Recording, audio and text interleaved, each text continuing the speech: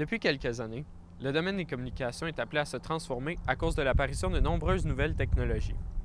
La publicité, un secteur d'activité qui relève notamment du domaine des communications, est appelée à exister sur de plus en plus de nouvelles plateformes, entre autres sur le web dit 2.0. Selon l'Institut de la statistique du Québec, les Laurentides comptaient plus de 500 000 habitants en 2013. Aussi, selon Tourisme Laurentide, l'économie de cette grande région administrative repose surtout sur le développement touristique et sur ses différentes retombées. Carnivore s'est déplacé dans les Laurentides afin de se pencher sur deux phénomènes de la région relatifs au domaine des communications. La popularité du web n'a jamais cessé d'augmenter depuis les années 1990. Depuis les années 2000, le web s'est démocratisé, ce qui a amené à la création de ce qu'on appelle le journalisme en ligne ou cyberjournalisme. Notre journaliste Maxime Hébert nous présente les réalités des blogueurs de sport du Nord.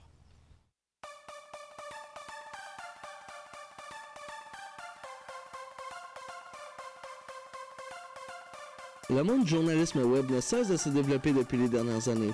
Dans le monde du hockey, cette ascension se fait par la multiplication constante des blogs sur le web. Dans les Laurentides, ce phénomène se constate au centre Excellence-Port-Rousseau alors que la galerie de presse de l'Armada de Blainville-Boisbriand laisse place à plusieurs médias en ligne.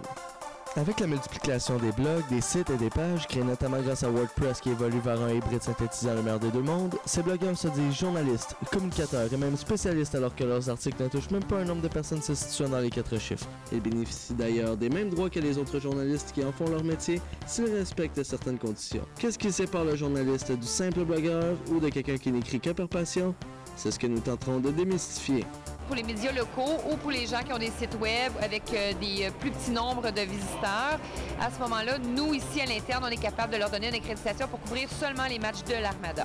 On demande aux journalistes, par la suite, une fois que l'article va être écrit, de nous de nous l'envoyer via courriel. Yannick Estienne a expliqué dans son livre que les journalistes travaillant pour des grands groupes médiatiques, notamment des journaux, refusent que les journalistes exclusivement web soient considérés comme des homologues officiels. Leur métier n'est pas professionnalisé à cause des bouleversements trop rapides du web et ainsi qu'à l'évolution de la technologie. Cependant, ce n'est aucunement le cas à Boisbriand où l'on voit le journalisme web comme une bonne chose. Je recommande à quiconque tente de faire sa place dans n'importe quel domaine de tenir un blog. C'est une excellente façon de se développer une expérience, c'est une excellente façon de réfléchir, c'est une excellente façon de se donner une renommée. L'émergence des réseaux sociaux a une énorme influence sur les blogs. En effet, avant Facebook ou Twitter, les journalistes avaient pour la plupart un blog personnel. Avec l'émancipation de ces réseaux sociaux, les sites Internet ont changé de vocation pour devenir des blogs professionnels. Est-ce que faire partie d'un blog professionnel fait d'une personne un réel journaliste? Je me considère journaliste parce que mon objectif premier, c'est de transmettre une information. C'est pas de changer l'opinion de quelqu'un, c'est vraiment de dire ce qui s'est passé en toute objectivité possible. Joël Bouchard, propriétaire et directeur de l'Armada, a affirmé que le nom de l'équipe venait de sa définition, qui est un rassemblement de bateaux allant à la guerre pour défendre ses couleurs.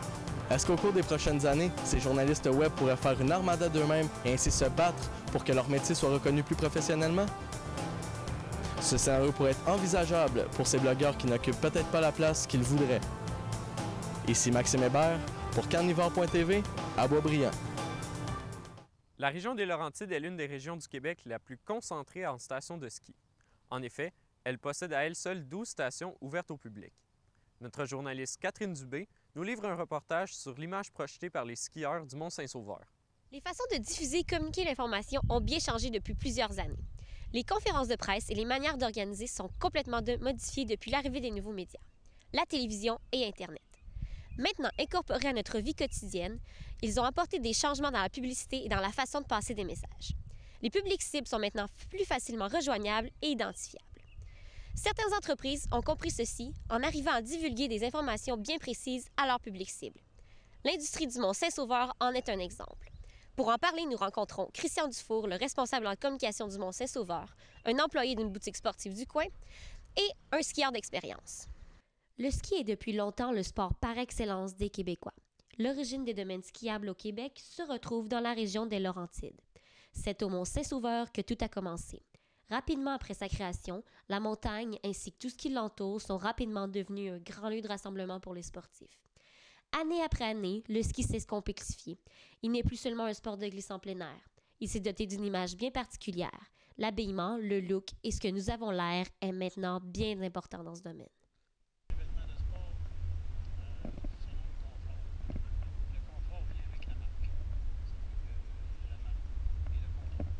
Le phénomène a vu le jour grâce aux initiatives des domaines de ski. Ils l'ont favorisé à travers plusieurs publicités et événements sportifs regroupant de grandes marques. Ces façons d'attirer ont un but. Ils visent différents publics cibles, leur proposant toujours de nouvelles tendances. On s'associe justement à ces marques-là dans le but de faire profiter de certaines marques. On a une clientèle ici, on a un gros bassin de clients qui viennent profiter des pistes. Alors, ça leur donne de l'exposure pour que les gens puissent voir la marque et justement en profiter. Cette mode n'est plus qu'importante que sur les pistes. On remarque maintenant qu'il s'agit d'une mode vestimentaire très répandue. Plusieurs ne jurent que par les tendances des boutiques pour jeunes branchés. On compte notamment plus de 10 boutiques de sport dans le village de Saint-Sauveur. Les vêtements de marque sont devenus autant populaires à cause des vedettes qui les portent à tous les jours. Donc les jeunes qui voient ça dans les vidéos et tout sont portés à aller acheter eux-mêmes. Malgré le fait que l'image des sports de glisse aux alentours du Mont-Saint-Sauveur puisse paraître hautaine, on doit se souvenir que les skieurs apprécient les vêtements de griffes et plus chers parce qu'ils leur apportent quelque chose, soit le confort et le bien paraître. Il s'agit d'une mode bien répandue dans le monde des sportifs. Le fait d'être bien habillé est mieux perçu. C'est ce qu'ils recherchent les acheteurs. Cette mode est finalement créée à partir d'une image divulguée par la station de ski du Mont-Saint-Sauveur, proposant de nombreuses associations avec plusieurs marques. On peut dire que le ski dans les Laurentides est devenu à la fois une activité de plein air et une occasion de se parader devant ses amis. Catherine Dubé, à Saint-Sauveur. L'Institut de la statistique du Québec prévoit une croissance démographique de 34 % dans la région des Laurentides d'ici 2031. En effet, depuis 2006, la population croît à cause de l'immigration, du vieillissement de la population et de la tendance des Québécois à se déplacer d'une région à l'autre. Cela affectera sans aucun doute l'économie de la région des Laurentides et, par conséquent, son industrie touristique. Retrouvez-nous pour d'autres épisodes sur cette magnifique région au carnivore.tv. C'était Christophe Scott pour carnivore.tv à Saint-Jérôme.